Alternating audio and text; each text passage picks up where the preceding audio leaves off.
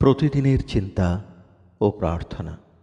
২৭শে March দিনের প্রধান চিন্তা।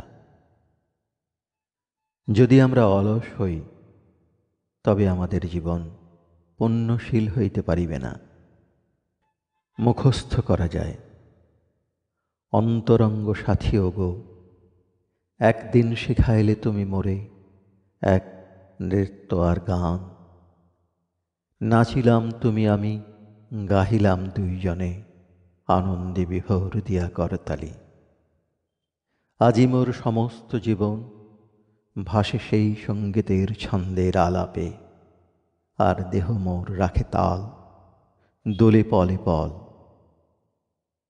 উপদেশ: মন যদি বৈষয়িক চিন্তা ও ভাবে জর্জরিত হয়, তবে সেই মন এমন ভারাক্রান্ত হইয়া পড়ে যে উন্নত সত্তার স্পর্শে সাড়া দিতে পারে না।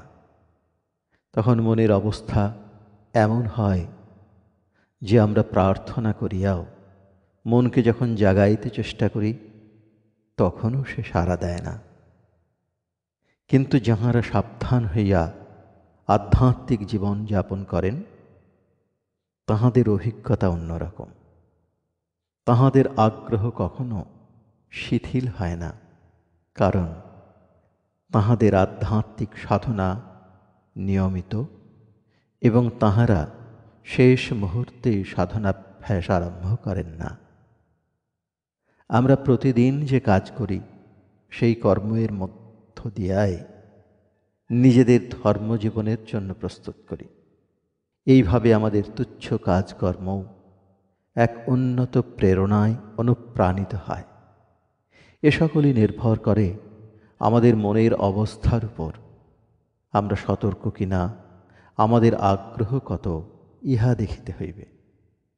প্রার্থনা: হে প্রভু, তুমি আমায় সাহায্য করো, যেন আমার চিন্তা ঊর্ধ্বগতি হয় এবং আমার জীবনে পুণ্য দিব্যতা প্রকাশিত হয়।